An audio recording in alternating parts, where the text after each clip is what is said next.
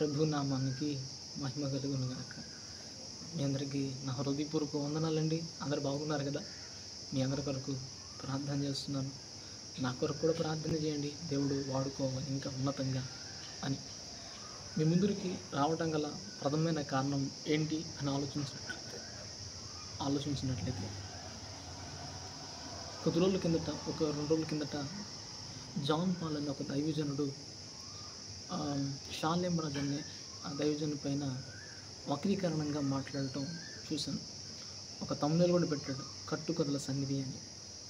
సరే, షాలేమన్న గారే ఫోటో ఉందా అంటే ఇంకా దేవుని చేతుల్లో బహుబలంగా వాడబడుతున్న దైవజనుల ఫోటోలు కూడా అక్కడ పొందుపరచబడ్డాయి.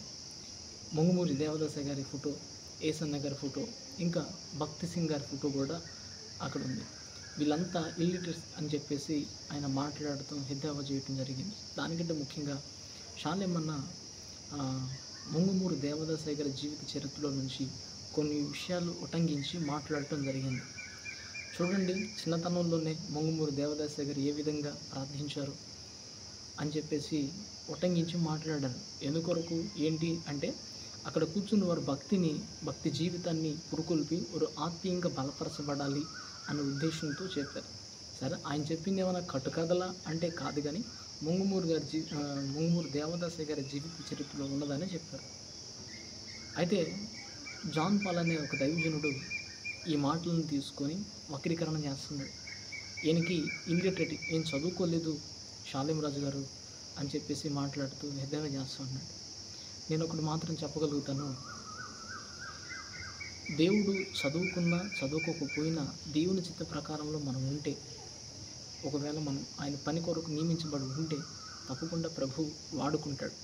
మనందరికీ చాలామంది బైబిల్లో మనకి కనపడుతూనే ఉంటారు. ఆమోస్ గ్రంథాన్ని చూసినట్లయితే ఆమోస్ ఏం చేస్తారండి?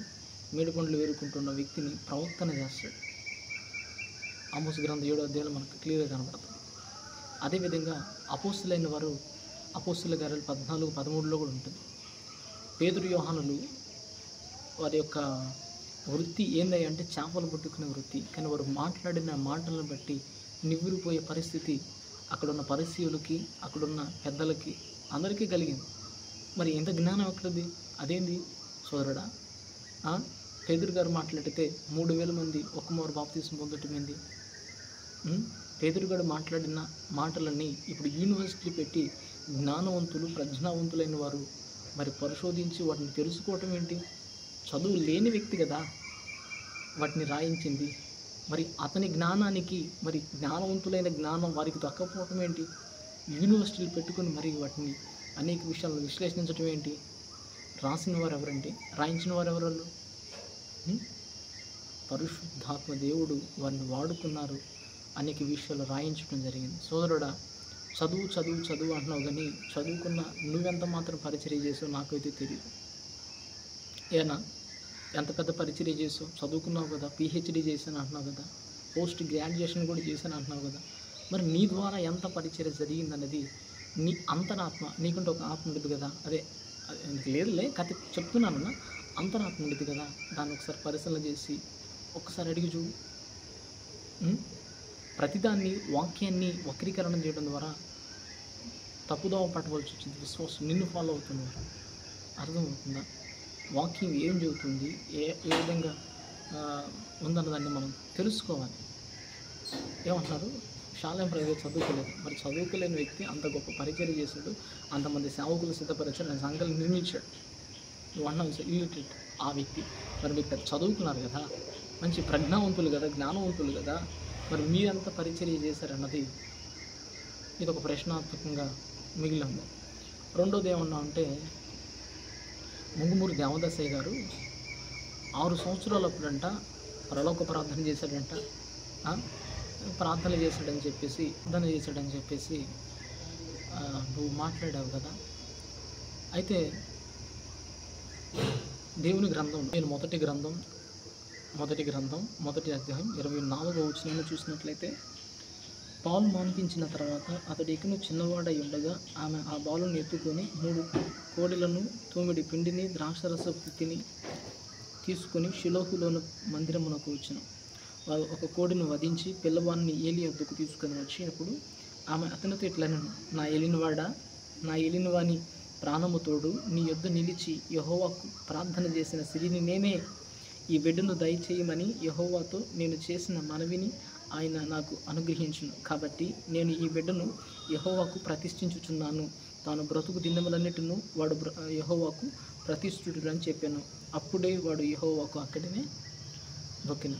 ఏమండి, 6 సంవత్సరాల వ్యక్తి ఎలా ప్రార్థన చేశాడు అన్న విషయాన్ని లేవనెత్తిన జాన్ పాల్ అన్నకి, అంటే సమూయేలు గ్రంథంలో మొదటి అధ్యాయంలోనే మరి ఈ విషయం కానరాలేదా? ఎంత ఆశ్చర్యంగా ఉందండి. మీరు గమనించారో లేదో, మొక్కుకున్న వెంటనే పిల్లవాడంట, ప్రతిష్ఠించానన్న వెంటనే పిల్లవాడంట మొక్కినట్లుంది, యెహోవాకు మొక్కినట్లుంది. సరే, ఇది పక్కన పెడదాం. జనరల్గా మనం ఇప్పుడు మనం ఉన్న ఈ సొసైటీలో చాలామంది చిన్న చిన్న బిడ్డలు వాళ్ళు ప్రార్థనలు కానీ, పాటలు కానీ, వాక్యాన్ని కానీ ప్రకటిస్తున్న వారు లేరా? 6 సంవత్సరాలు కలిగి ఉన్నవారు, సరే 7 సంవత్సరాలు కలిగి ఉన్నవాడు, ఈ మాత్రం ఎంత కామన్ సెన్స్ కూడా నీకు లేకుండా నువ్వు కామెంట్ చేసావు అంటే ఇది బహు వింతగా అనిపిస్తుంది. ఇంకా షాలేమన్నే ఎందుకు అది అంటే, అన్న పాపం తప్పకుండా వాక్యాన్ని క్రమంగానే ఆచరిస్తూ ఉంటాడు. హెబ్రీయులకు రాసిన పత్రిక 13వ అధ్యాయం 7వ వచనంలో ఒక మాట ఉంది. అది చూడలేదనో బహుశా జాన్ పాల్ గారు, అందుకనే ఈ విధంగా మాట్లాడిన పరిస్థితి వచ్చి ఉంటుంది బహుశా. ఒకసారి చూసినట్లయితే, మీకు దేవుని వాక్యం బోధించి మీపై ఉన్న నాయకులను ఉన్నవారిని జ్ఞాపకం చేసుకొని వారి ప్రవర్తన ఫలమును శ్రద్ధగా తలంచుకొనుచు వారి విశ్వాసమును అనుసరించుడి అన్నమాట అక్కడ రాయబడింది. వారి ప్రవర్తన ఫలాన్ని చూసుకుంటూ, అంటే ఫలమును శ్రద్ధగా తలంచుచు అన్నమాట అక్కడ రాయబడింది. అందుకే షాలేమన్న తనపై ఉన్న నాయకుల యొక్క ప్రవర్తన ఫలాన్ని తన బిడ్డలైన వారికి, విశ్వాసులకి ప్రకటించటం, ఆ విశ్వాసం ద్వారా వాళ్ళు బలాభివృద్ధి పొంది ఆత్మీయతలు ఉద్దేశపరచబడాలి, పాత రకమైన భక్తిని వారికి నేర్పించాలి, వారు ఉన్నతంగా ఉండాలి, శ్రమల కాలంలో వారు నిలబడాలా అన్న ఉద్దేశాన్ని వారికి చెప్పడానికి కొరకే ఆయన అక్కడ ఆ ఉద్దేశాన్ని చెప్పడం జరిగింది, ఆ మాటని ఎత్తి మాట్లాడటం జరిగింది. ఇది తెలియకుండానే జాన్ పాల్ గారు ఎంత విధంగా వక్రీకరణ చేస్తున్నారో మీరు చూస్తూనే ఉన్నారు కదా. ఏమండి, అక్కడ దాకా ఎందుకండి, నువ్వు విన్న లైవ్ పూర్తిగా వినే మనిషివి కాదు.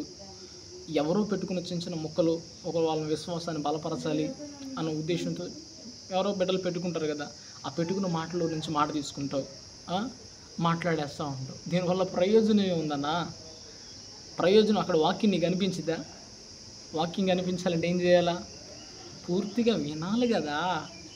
వినే అంత ఓపిక నీ దగ్గర లేదు. ఎవరో పాపం చిన్న బిడ్డలు ఏదో మొక్క కట్ చేసుకొని ఆ మొక్క పెట్టుకొని నలుగురికి బలపరిచే విధంగా ఉంటుందని చెప్పేసి వాళ్ళు పెట్టుకున్న మాటలు నాలోంచి తెస్తావు. నువ్వు మెయిన్లోంచి పూర్తిగా విని ఇది వాక్యం అనుసరం కాదు కదా అని నువ్వు ప్రశ్నించవు. ఎవరో కట్ చేసుకుని చిన్న మొక్క తీసుకొని ఆ మొక్కలోంచి తీసి మాట్లాడే ఉద్దేశం తప్ప, నువ్వు పూర్తిగా ఒకవేళ వినుంటే నా తెలిసి ఆయన నువ్వు అభిమానించకుండా ఉండలేవేమో. బహుశా ప్రభు వాళ్ళని నేను చేస్తాడు. కాబట్టి నువ్వు అట్లా వినవు. ఇట్లా ఇది కరెక్టా కాదా అన్నది నీ మనస్సాక్షి. అయినా నీకు మనస్సాక్షి ఉంటే నువ్వు ఎందుకు హెబ్రీయులకు రాసిన పత్రిక 13:7లో ఉన్న మాటని, వారి ప్రవర్తన ఫలాన్ని చూసి వారు తప్పకుండా నువ్వు ఇలా ఉండేవాడు కాదు కదా, కించపరిచేవాడు కాదు కదా. నువ్వు చేసే నా వక్రీకరణంగా ఉన్న ఎంత దారుణంగా ఉందంటే నవ్వుకుంటాడు చిన్నపిల్ల కూడా వాక్యాన్ని చెప్పే బిడ్డ. మరి నేను అయ్యే కదా నా వాక్యాలు చూపిస్తుంది, ఇది మరి వాక్యానుసారం కాదా?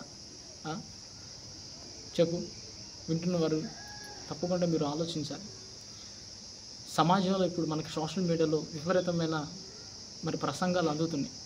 అవి మరి ఏది వాక్యానుసారం కాదు అన్నదాన్ని మనకు తెలియాలంటే తప్పకుండా మనం ఈ పరిశుద్ధ గ్రంథాన్ని మనం ధ్యానించాలి. 1-3 సార్లు ధ్యానించినప్పుడే సమాజంలో జరుగుతున్న బోధలు అది వాక్యానుసారమా కాదా. అయితే మరి వాక్యాన్ని ప్రకటిస్తున్న దైవజనులు మరి ఇది ఒకసారి సందర్భాన్ని తీసుకొని మాట్లాడుతూ ఉంటారు. ఎప్పుడైనా సరే 1-2-3 రెఫరెన్స్లు యాడ్ అయి ఉన్నాయా లేవా అని చెప్పేది కరెక్టా కాదా అనేది మనం తెలుసుకోవాలి. బెరియా సంఘస్థులంట పౌలు గారు ప్రకటించినప్పుడు అది అలా ఉన్నాయో లేవో అని చెప్పేసి వాళ్ళు తెలుసుకున్నారు, పరీక్షించారు. మనం కూడా పరీక్షించాలి అంత్య దినాల్లో. ఈ అంత్య దినములలో మనం చాలా మెలకు కలిగి, ఆత్మ కలిగి ఉంటేనే మనం చేయగలుగుతాం. కాబట్టి సహోదరులారా, జాన్ పాల్ గారు చేస్తున్న ఈ వక్రీకరణ మార్చుకోవాలి. ఏదో పిల్లలు పెట్టిన వాక్యాన్ని మొక్కలను చూసి వాటిలో వాక్యం ఎందుకు ఉండదండి, స్టోరీ ఉండేది. అయితే ఆ స్టోరీని తీసుకొని ఇది వాక్యం ఏం చెప్పాడో కథలు చెప్తారంటే నాయన మొత్తం వింటే నీ బుర్రకి అప్పుడు ఎక్కుతుంది. ఏదో కొద్ది మొక్క తీసుకొని విని చేయటం కాదు, పూర్తిగా నువ్వు వాక్యాన్ని వినే మనసు కలిగి ఉండాలి. ఏముంది అంటే ఉపదేశం చేసేవాళ్ళు దిద్దుబాటు చేసుకునే మనసు కూడా ఉండాలి. మరి నీకు అది ఉందో లేదో మరి నాకు అదే తెలియదు. లేదు కాబట్టే కదా నీ వ్యవహారం ఈ విధంగా కొనసాగుతుంది. కాబట్టి నీ యొక్క ప్రవర్తన మార్చుకుంటే చాలా మంచిదన్న. మీరు మంచి జ్ఞానవంతులు, ఇంకా దేవుడు నిన్ను ఉన్నతంగా వాడుకుంటాడు. వాడుకోవాలి అంటే మొట్టమొదటిగా దిద్దుబాటు చేసుకునే మనసు కూడా నీకు కావాలి. నీకైనా నాకైనా ఎవరికైనా దిద్దుబాటు చేసుకునే మనసు ఉంటే తప్పకుండా దేవుడు ఇంకా అతి కృపనిచ్చి వాడుకుంటాడు. ఈ వక్రీకరణ చేయటం ఆవిదే మంచిది. గతంలో ఒకసారి నేను మాట్లాడాను, దాదాపు 2 సంవత్సరాలు సమయం అనుకుంటా, ప్రార్థనా గృహ గురించి.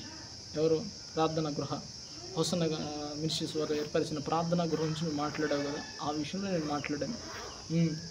కాబట్టి అర్థం చేసుకుంటానా, ఇలా వక్రీకరణ చేయటం మంచిది కాదు. అది ఎప్పటికైనా మనకే చేటు, అంటే సమస్య, ఇబ్బంది.